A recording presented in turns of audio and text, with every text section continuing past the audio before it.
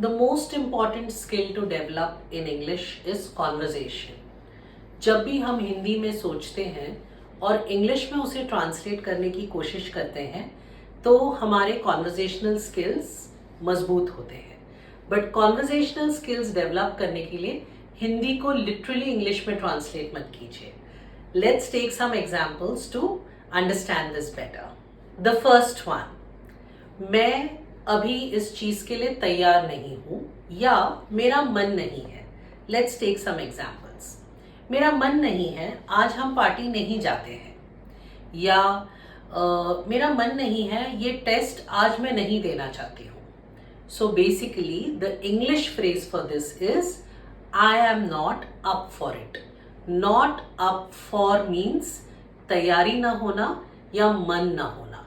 So let's take some examples. I'm not up for it. Let's not play a game of chess right now. Which means मेरा मन नहीं है, अभी chess नहीं खेलते हैं. या तो I don't think I want to go for a drive. Somehow I'm not up for it. I'm not up for it means मन नहीं होना या किसी चीज की तैयारी नहीं होना. सब जगह से विशेस आना. It's your birthday और आप वेट कर रहे हैं कि लोग आपको मैसेज करें या आपको कॉल करें. कितनी खुशी मिलती है जब सब तरफ से विशेस आते हैं. तो इसको इंग्लिश में कैसे एक्सप्रेस करेंगे? अगर आप किसी से बता रहे हैं कि आपको सब जगह से विशेस आए ऑन योर बर्थडे तो आप इस तरह से कहेंगे, wishes poured in from everywhere on my birthday. Now imagine water. जब पानी का बहाव आता है तो उसे कहते हैं पोर. तो वो एक साथ आता है, राइट? उसी तरह से विशेस भी पोर कर सकते हैं सब तरफ से. So wishes poured in on my birthday means बहुत भारी मात्रा में विशेस आए आपके बर्थडे पे. इसी तरह से न्यूज के लिए भी हम ये वर्ड यूज कर सकते हैं. अगर सब जगह कोई पर्टिकुलर न्यूज फ्लैश हो रहा है या लोग उसके बारे में बात कर रहे हैं तो आपको बहुत सारी इंफॉर्मेशन आएगी उस सब्जेक्ट पर. वो न्यूज आप तक कई सारे सोर्सेज से पहुंचेगी. तो आप बोलोगे news poured in this morning on this particular topic. That's how I got to know about it. So wishes poured in, news poured in means भारी मात्रा में कोई बात आप तक पहुंचे. The car swiftly whizzed past me. Okay? तो can you imagine the scenario? Let's understand this. अगर कोई गाड़ी तेजी से आपके बगल से निकल गई तो उसके लिए आप फास्ट मत यूज कीजिए. The car went fast past me. No. The car whizzed past me. You can even say the car bolted past me, or you can say the car darted past me. You can use any of these words. Sometimes जब बच्चे खेल रहे होते हैं वो तेजी से आपके बगल से निकल जाते हैं भागते हुए. तो आप कह सकते हैं The child whizzed past me as he was trying to reach his friends.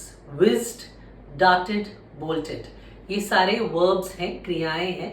इनको आप समझिए और इफेक्टिवली यूज कीजिए जब आप कहना चाहते हैं कि कोई चीज तेजी से आपके बगल से निकल गई. जब भी हम ये वर्ड सोचते हैं चिढ़ाना तो the word which comes to our head is tease. Okay, ये गलत नहीं है but let's understand some better words. Okay, तो अगर मैं कहना चाहती हूँ मेरी दोस्त ने मुझे चिढ़ाया तो मैं ये भी कह सकती हूँ माई फ्रेंड ridiculed me और my friend made fun of मी.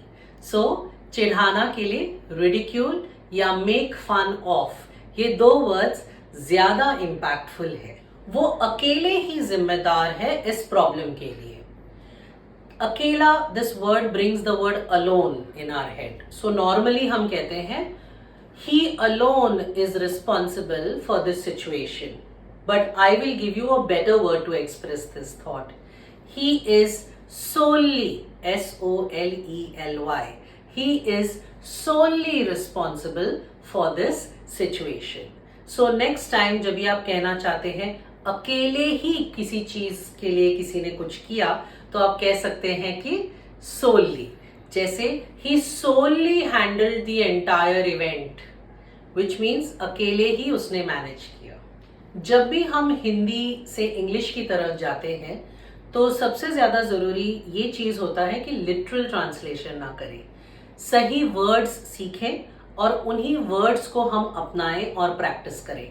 हमारे सारे videos Hindi to English translation videos आप देखिए, मैंने लिंक शेयर किया हुआ है ऊपर।